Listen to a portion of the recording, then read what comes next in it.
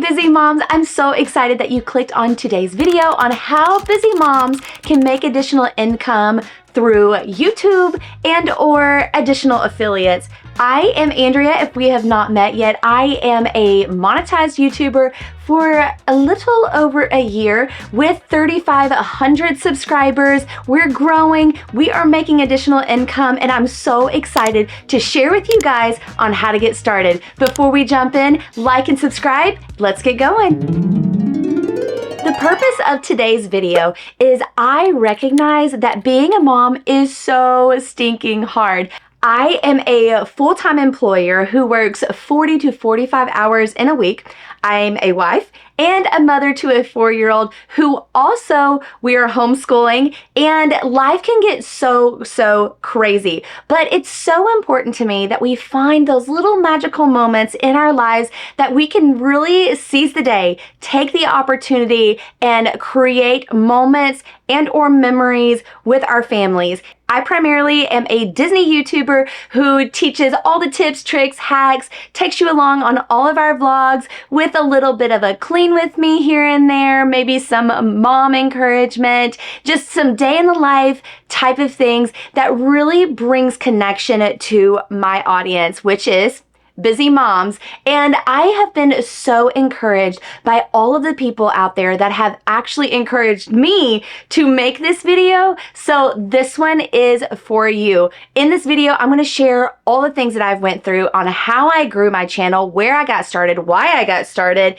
literally all the things, maybe even the programs and the tools and the tech that I use from just being a monetized YouTuber for a little over a year. If you are just getting started, you don't have a YouTube channel, or maybe you're just in the beginning process of, hey, maybe I want to start a channel. I see Andrea, I see all these other YouTubers out there making additional incomes for their family, and plus, there's a lot of good memories out there. Many people at the beginning of their journey of maybe creating a channel, or maybe you have a channel and you've just not uploaded anything, which was me. This is something that a lot of YouTubers that I speak with kind of have the same idea, or they stumbled into it as well. It was never, I woke up this morning and I'm gonna make a YouTube channel because I don't have anything else on my plate and I'm very bored, especially for us moms. That's just simply not the case. So when we talk about starting out a new channel, we want to talk about the word niche, or like a focus, what you really want your audience to come to your channel and receive. They know that they're going to go to my channel and they're going to get Disney mom content. That's big and bold, we know that. So you really want to make a niche. I have a friend out there who has messaged me and they're like, hey, how do you start a YouTube channel? I want to start a channel for cooking. That's fantastic. There's a niche. I want to start a Bible study channel. That's perfect. There's your niche. I want to start a homeschool and how to homeschool my children, or like a day in the life of homeschool, just homeschool. That's your niche. So finding something that you're super passionate about is extremely important, and to which I will talk to you about a little later in this video. But it is so important to find your niche. I'm not saying that you can't dibble dabble in other little areas and kind of bring it holistically together. But at the end of the day, when you go to my channel, it is a Disney mom trying to help everybody out. You want to find your niche. It's super important, because when your audience comes to your channel or sees one of your videos and or subscribes to your channel, they want to see what they have subscribed to. In addition to that, the YouTube algorithm, and I won't go too crazy in this video about the YouTube algorithm, and you'll hear a lot of YouTubers talk about the YouTube algorithm. You don't want to confuse the YouTube algorithm too much. So pick your niche, stick with it, especially coming out of the gate when you are starting that channel or uploading your videos. You want to keep a really strong focus. Now on to planning your content. So we've figured out our niche. Now we need to plan this out. What am I going to talk about? Am I going to give tips, tricks, and hacks? Am I going to give a vlog, a day in the life? Am I going to make a video that's going to be selling something and or promoting something? A lot of fun ideas would be tutorials or Q&As. Those are kind of my favorite videos to put out there. But those types of videos you want to plan out and figure out an outline, what you're going to talk about, so you kind of don't go crazy, because again, here we all are, busy moms. We need to have some sort of structure. So plan out your content, whether that be on your phone, whether that be on your notes, whether that be on a skylight calendar, whatever you have. Plan out your content. You also want to think of ideas and brainstorm ideas that are really going to draw in your audience. So whenever I'm doing a tutorial, maybe it's how to fly to Disney with a 4-year-old, or how to do lightning lanes at Disney World, or if we're doing a clean with me, how to clean my daughter's bedroom. Many different ideas that you can do that could be around a tutorial. You're baking, how to make sourdough bread.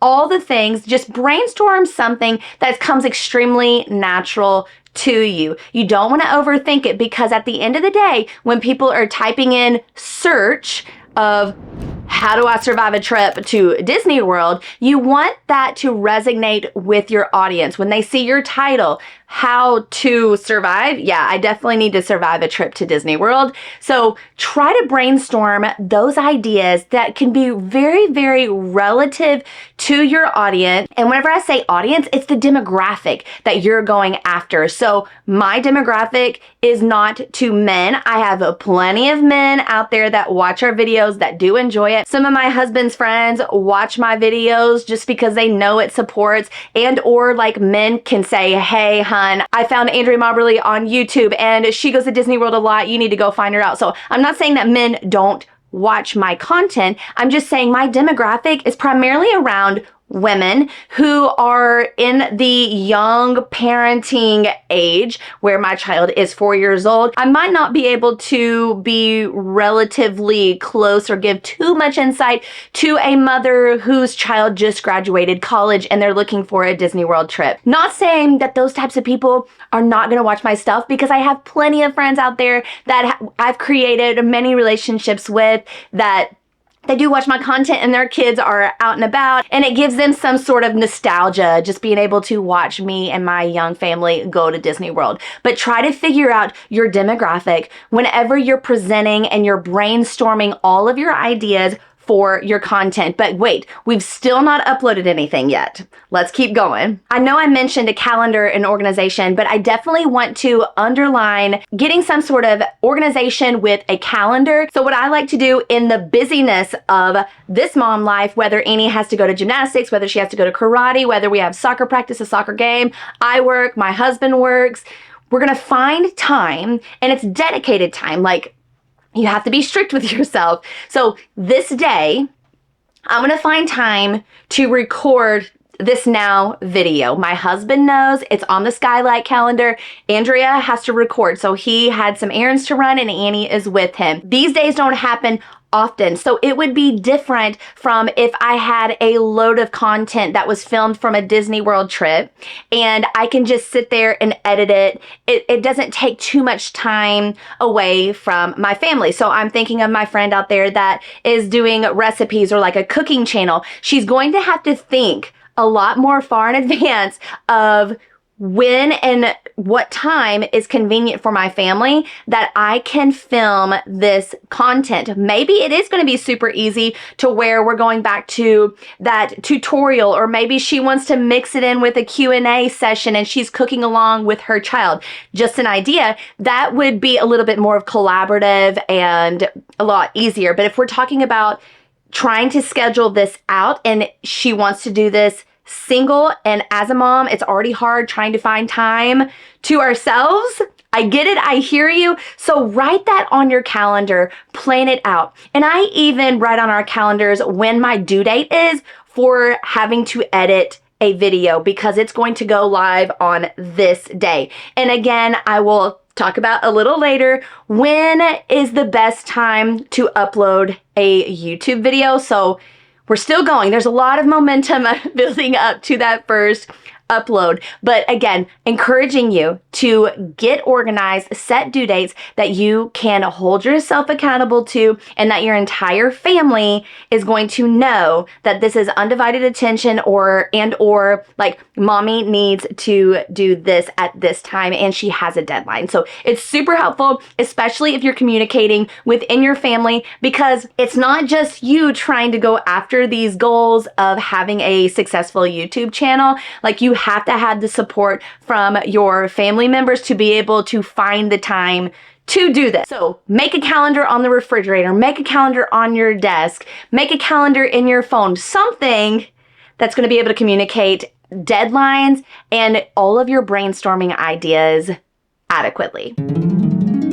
We brainstormed our ideas, we have the calendar, we have a schedule of everything that we need to do. That's perfect. Amazing job, mama. So now we have to figure out how we're going to record this content. That's important. And what kind of tech gear do you need at the very beginning? What do I use? All the questions of a YouTube channel. I recognize that there's a lot of people out there that looks super, super, super fancy. And a lot of people actually hire editors. So I want to go ahead at the very front of this segment, encourage you, don't feel discouraged. Everybody starts at some point. You just have to do it. So personally, whenever I was filming or videoing at my vacations, I was just simply using my iPhone and I just turned it. Eventually that revolved into me buying a little stand, like a handheld stand that held my phone. There's many different things that I have done at the beginning. I did not have a camera. I did not have a boom mic. I just figured it out. My editing was on my phone. I think it was an app called Splice or something like that. There was a week-long trip that we had in the Dominican Republic, and I remember just laying in bed while Annie and Tyler were taking their mid-afternoon nap, and I was just sitting on my phone just trying to edit and crank out these videos as quickly as I could. There wasn't really much of a rhyme or reason. I had zero background in any of this. And so I was like, you know, maybe I should start looking into better equipment if I'm wanting to grow my YouTube channel even faster, because I grew it really fast and then I came into a lull. So it was that lull that I was like, well, I should probably think about enhancing the quality of my production. I went to the Apple Store and I told them, hey, I've recently been monetized, and they worked with me and they helped me figure out what I needed, what was practical for me. So I opted in for a MacBook because I know as a busy mom that I'm gonna have to edit when I can edit, essentially. Sometimes I don't want to sit at my desk and edit for an hour or two. That doesn't seem fun. It seems a lot better being able to lay in bed, watch a movie with my 4-year-old and edit, and or my husband wants to sit on the couch and we're doing that number. I can edit there. I can edit on a plane because the software that I use currently is Final Cut Pro, that came highly recommended from my brother, who is really, really intelligent in this world of videography, etc. And many YouTubers that I also asked. So Final Cut Pro is the program that I use to edit. And it was a one-time payment, so I don't have to renew it every year. It's not an annual fee every year. I bought it. It's mine. It's on my MacBook. For Christmas, my sweet husband got me the camera that I'm using now. And all of the tech that I use, it will all be in the description. So if you wanted to check that out, please do that. So the camera that I'm using is a Sony. And then I also use a boom mic for the quality of the audio. And that, in addition, I think also helps with the overall quality and acceptance of my audience, and or trying to retrieve a new audience and gain more followers, more subscribers, etc. So that is the gear that I use. Once we've videoed all of our content, we've got it going on, now we have to figure out the time management part of how we're gonna edit this in a timely manner. When I got my MacBook and I started working with the Final Cut Pro, it was a learning experience. So it took me a long time to learn Final Cut Pro, learn the shortcuts, and shortcuts save so much time for me. So if I'm cutting a clip, or if I'm trying to add, or if I'm supposed to copy it and paste it, I'm gonna stretch it, take the audio out, add an additional fade, or put a fade out, put a fade in, all the things. Shortcuts, learn the shortcuts on your program, whatever you're using. That's gonna help you with trying to edit it a lot more quicker. In addition to that, if you are doing a video like this, like a tutorial where you're speaking a lot and you really want to kind of go through quick and take out the bad parts where you messed up talking, then I would recommend doubling the speed. So if your video is 40 minutes, now you have to just watch 20 minutes of it for the first part. So whenever I upload all of my content, I'm not adding all of the hoop-de-doo fancy stuff. I'm just gonna go through and I'm going to cut. I'm doubling it up, I'm doubling the speed so I can kind of cut it through and take out all the stuff that I don't want in there. And in Final Cut Pro, something that I really do love is that you can add like a note. So at this part, I am talking about subscribing and liking. So I'm gonna add a little tab on there and I say insert like and subscribe banner. I might be mentioning my Instagram handle, insert Instagram handle. Or mentioning a really great performing video that my audience really might like. Tag it right there. I'm gonna go back, and that way my installation of all my additional effects, sounds, I know exactly where they're gonna go rather than having to watch the entire video again. So that is an easier way to manage my time. In addition, before you're uploading, make sure that all of your effects, if you're having to edit or come up with a new effect, whether that be like some literature over the screen, you want to come in prepared because, for example, if I've worked 9 hours, it takes me 30 minutes to get home. I've got to cook dinner. I've got to work out. I need to spend time with my 4-year-old and my husband. Sometimes I put Annie to sleep and I will get right back out of bed, grab my laptop and edit for a couple more hours. So I'm not trying to work 9 hours, have such a long day, going here and there, providing for my family, and then taking forever editing a video. I've got to sleep as well. So those are some really great points for you to carry in to make. I hope you all are making notes or just making mental notes to carry with you whenever you are in the stage of this creation. But I will underline, time management is so crucial in having a YouTube channel. It's also important as a mom to set realistic expectations. So at the beginning of my channel, I was only uploading 1 video a week. And that was whenever I had finally come to the point of, oh, maybe I need to be consistent. And whenever I say maybe, it's like an actual, like you really do need to be consistent for the YouTube algorithm. So right when I had just started, I would just pump out whatever I could pump out. But then I realized through the learning that I just needed to be consistent. So I knew that I could commit to 1 video a week. That might seem a lot for some of you. Maybe 1 video a month is more realistic for you. So find a goal for yourself that's more realistic. And back to that time management of editing, now I'm editing a lot faster, so therefore I can commit to 2 uploads a week. Now I take a break for Christmas, so we don't count that, but I can wholeheartedly commit to 2 videos a week because I've planned it out, I've communicated it with my family, and it's a realistic goal of mine. I think to the point where we've done this for a while as a family that I'm almost so close to the point where I can get to 3 videos a week, while realizing that's a lot. But I am so dedicated to this. I'm so driven, and I love helping people, and I love the community that YouTube creates. So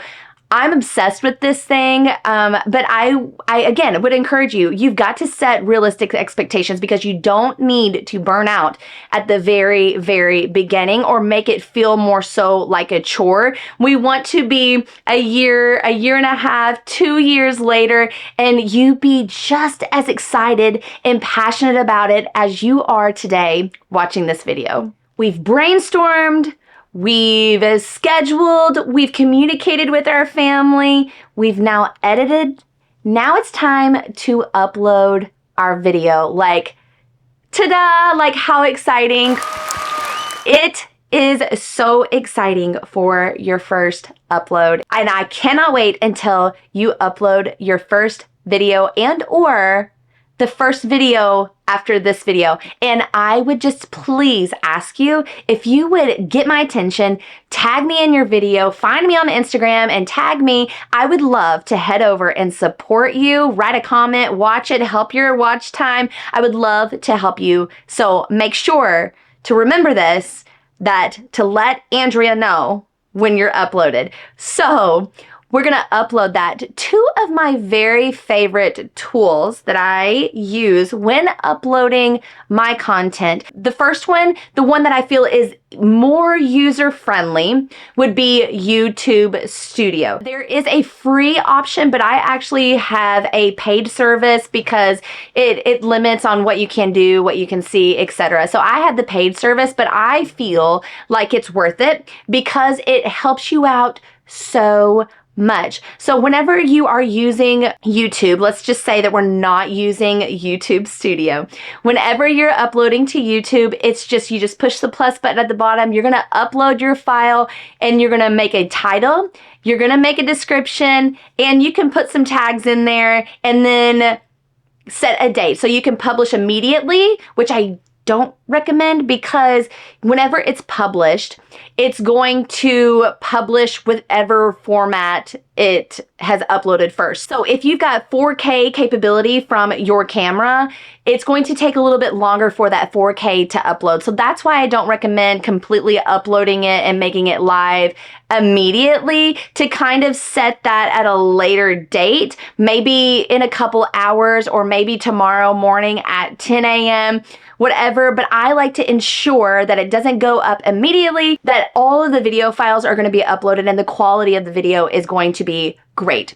Another thing, so the title wants to be catchy, and it's going to kind of go back to the beginning of this video where we want to grab our audience. We want to be authentic. We want to be normal. So grabbing the attention of your audience, whether that being something that's pretty dramatic or something that's extremely relative to your audience. You want it to be relative, grab their attention, but also don't give them too much, just a little hanger. Next is the description. And a lot of YouTubers will tell you that the description is the most important part. So you want to entail in the description what your video is about and give a really good description, because YouTube is smart.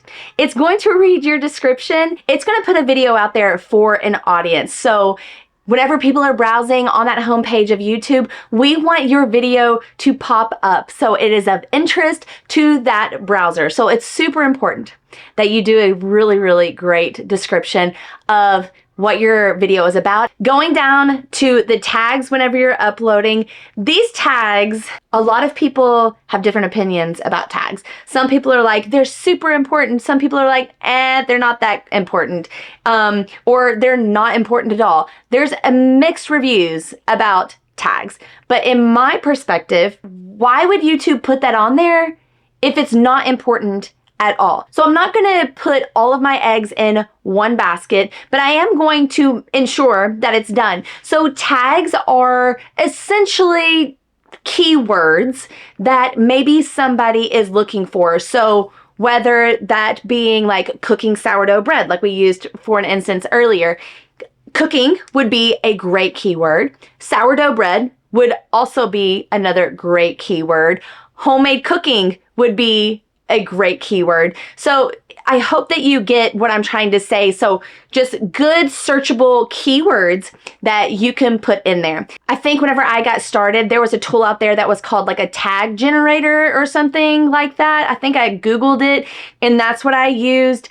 And it gives you some good tags about the focus of your video. So I used that at first. Now that I use YouTube Studio, it's a lot easier with its ranking and telling you how well those keywords are doing. But whenever I am using tags, going back to that description and going back to that title, I do like to use those tags in my description and in my title, just so the YouTube algorithm knows that I'm being consistent across the board about what my video is about. So let's say, again, example of making sourdough bread from home.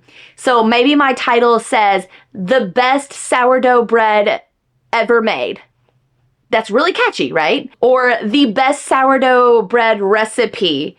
And then in your description, you're using sourdough bread, recipe, homemade cooking, and using all of those keywords from the tags and putting them in the description. So you got 3 different parts that are all telling the collective story of what your video is about. Now, if we start layering in YouTube Studio into why I like it, is because it tells me the ranking of these keywords and how well they're doing or how well they're performing on YouTube, and or if there's a lot of competition out there. So maybe everybody and their mama wants to upload a video about sourdough bread that week. It's going to give you a ranking on how well that keyword is doing. That's why I like that tool, because it balances it all out, like how much of a search volume it has, and then also how much your competition is. So I really, really do highly recommend YouTube Studio.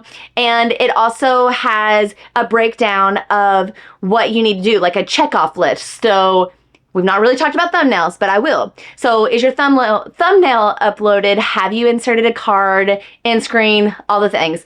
That is going to be something that I'm going to have to talk about probably in another video. So if you still want to keep learning, make sure to subscribe to the channel, and I will ensure that I do a how I upload one of my videos. Maybe I'll show you guys how to upload one of my Disney videos whenever we get back from our trip next week. Anywho, so it does have all of those checklists of things that you need to do, or what YouTube Studio recommends that you do. So you've got your video uploaded. Let's talk a little bit about that thumbnail. So I know I mentioned at the beginning of my channel, whenever I really didn't know what I was doing, and I'm still learning. I'm not completely lost, but I've still got a whole lot more to learn about all of this. And I think that's also the challenging part that I love about YouTube, is that it's a constant learning and being able to talk to other YouTubers about what they've done and what has made them successful. We're going to talk about that thumbnail and what program that I use to make my thumbnail. And I would probably say across the board that the app Canva is the most popular amongst YouTubers. I think it's extremely, extremely user-friendly. It is a free app, but there are certain effects that you cannot do, or certain fonts that you cannot do unless you have paid for the service. So it's up to you. But I personally do think that it does make a big difference with some of the effects that it offers through the paid program versus the free version. Another thing about this is that it works on my MacBook. In addition to, it helps me create reels on for my Instagram. So whether I want to be consistent across my marketing with the certain font that I use on YouTube, and be consistent across from my YouTube to my Instagram, I want to use the same font, I want to use the same look. So that does help me kind of be consistent across all the platforms that I am on. We've got our upload. It's up on the channel. We're so proud of the work that we've done. Now is the time for community. This is also another favorite part of being a YouTuber, is the relationships that I have created, the people that reach out to me and tell me that I have helped them out in some sort of way and or created like internet friendships. Like, it is such an amazing community of friends, whether they are in my same niche of Disney or they're in a complete like tech niche. Like, it's all over the place and I simply love it. So let's make sure that you understand that the community part of YouTube is super, like, superior important, because if you're going to be one of those people that are going to upload a video and then go silent, it's dark, no one's there, and I don't want to talk to anybody, this is probably not for you, because you want those comments to be rolling in on your YouTube video. You want those likes to be on that YouTube video. It only helps support the YouTube algorithm of pushing your video out to new audiences. So making sure that whenever you do upload, make sure that there's a comment in there. You'll pin a comment on there and ask maybe an intriguing question that maybe a watcher sees that question and they're like, oh, I want to answer this. One of my favorite questions that always brings in communication is, how many more days till your next Disney World trip? And it gets everybody going. So always doing an intriguing comment on there that's pinned, but also watch for whenever people are commenting on your stuff and always reply. And then also, side note, this is not an invitation to accept bullying or anything that's negative. Anybody that ever writes anything negative or out of alignment on any of my videos, it's an immediate delete. That's just how I manage things. Some people might want to snap back, because whenever somebody writes something negative and you write something back, it only helps the YouTube algorithm. So it's all just about, you know, your preference of how you want to manage that. I'm not saying that as soon as you upload a video that all the internet trolls are going to come and just say what a terrible job you're doing, because again, like I said, I literally love the community part of YouTube. So encourage communication on your YouTube videos.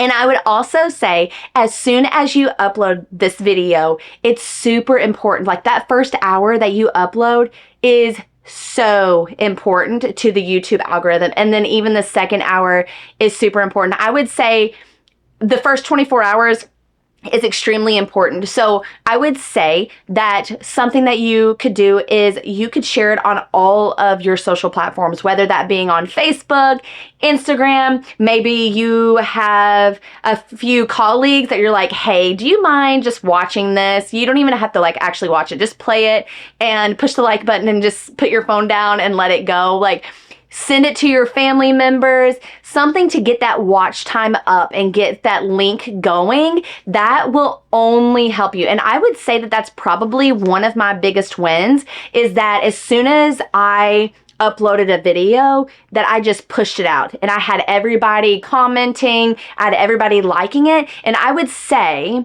that that would be one reason why my videos started growing so fast, and one reason why I became monetized so quickly is because I wasn't ashamed. I couldn't be ashamed because I knew that I wanted this to be successful. So push that video out. See if there's a mailing list that you can possibly create. And a little nugget, something that was really, really helpful to me, is maybe offer something for free. So I have my packing checklist. I have a Disney version and then I have a beach version. And those people, in order to get the free packing list, submit their email and then it sends it to them, sends that packing list. So now I have a mailing list.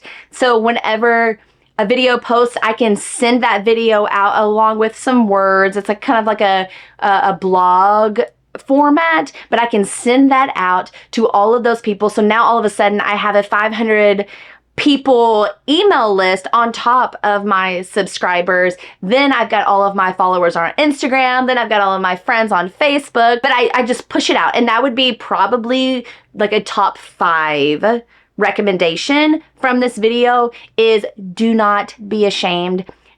Encourage yourself. The moment that you feel discouraged or not good enough, just flick that little devil off of your shoulder and remember this moment that you can do this. And be encouraged that you're going to do an amazing job, whether that being 100,000 subscribers and making $500 a month, $1,000 a month, $200 a month, whatever that may be, because this YouTube channel not only creates extra income for my family, but it also gives me structure, and it also gives me really actually a peace of mind and purpose. Like, it creates accountability in me that I can lead and that I am to live a good, upright life before the Lord, because people are watching me, and I just want to ensure that I am being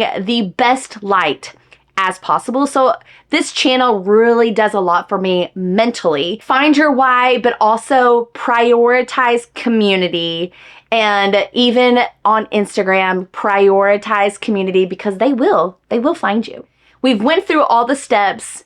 We've uploaded our video. We're making friends on the internet. And the most important part, and I've already touched on it just a little bit, is just to ensure that you stay motivated. Again, I think this is going to go back to setting those realistic expectations. And whenever those moments of like doubt come into my mind, I get super obsessed with YouTube Studio and like looking at my numbers of like, is my watch time better? Is my views better? Are my subscribers growing? Like all the things. And then I'm like, oh my gosh, like I actually am making a difference. The other part is make sure that you're celebrating your milestones. So whether your first milestone is 5 subscribers, I'm so stinking proud of you, because 1, you uploaded that video. 2, you found 5 new friends. And without those 5 friends, there's no way that you'll make it to 10. And there's no way, if without those 10, that you'll make it to 100, and so forth. So celebrate your milestones. And with vidIQ, something that I think is really nice is that they send you like these banners every time you hit a milestone of certain views or certain subscribers. And I think that's just a really nice, random, encouraging touch that they do through their program, just to remind you like, hey, your channel is growing. And even if you don't feel within yourself, maybe you're sidetracked by all the busyness of that mom life, and then now you've added on YouTube, it's just that nice, gentle reminder that like, hey, your YouTube channel is growing and you're still doing a fabulous job. So stay motivated, and also surround yourself with people that are supportive. So when I reflect back on my first video that I uploaded to YouTube, man, it was rough. The thumbnail it's not hot. I should probably go back and update that, but it was rough. The sound quality was bad. I hadn't found my levels for music and voice yet, so it's kind of hard to hear me. There's a lot of videos where I wasn't looking into the camera. I wasn't confident yet, and just know that it's a process. And again, it's still a process for me. I'm still learning. I'm still open to all the new ideas and everything that is in store for me and this channel. And I would say the same to you is give yourself grace, just upload it, be confident, and continue to have an open mind of learning and making things better. It's a really good and fun challenge. So if you enjoyed this video, I would really appreciate it if you liked it and you subscribe to my channel. And again, don't forget that when you upload your next video and or your first video, get in contact with me, tag me, let me know, like tag me on Instagram, something. Get a hold of me, and I'm gonna go over there and I'm gonna support you. And I appreciate your support from watching this video, subscribing to the channel, and liking it. And hey, give me a shout out in the comments. So I will see you on the next one, which is probably packing and getting prepped for Disney World in the winter, because it's gonna be stinking cold. So I will see you on that one. Bye.